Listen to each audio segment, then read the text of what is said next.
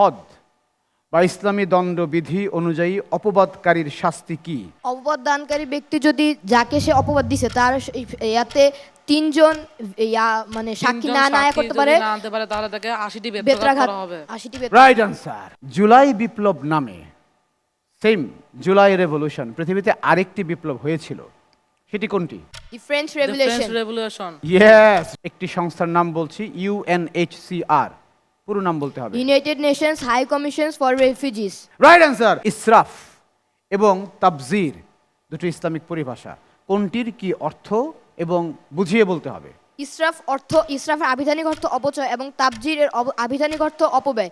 ইসরাফ বলতে বৈধ কাজে মানে অতিরিক্ত খরচকে বোঝায় এবং অপব্যয় বলতে অবৈধ কাজে অতিরিক্ত খরচকে বোঝায়। Right answer. স্বাভাবিকভাবে ইন্তেকালও করেননি, আবার দুনিয়াতেও নেই, কোন নবী? হযরত ঈসা আলাইহিস সালাম। সঠিক। ঢাকা বিশ্ববিদ্যালয়ের সর্বপ্রথম মুসলিম উপাচার্য কে? Sir F Rahman. Right answer. বাংলাদেশের একমাত্র বিদেশি বীর প্রতীকের নাম কি?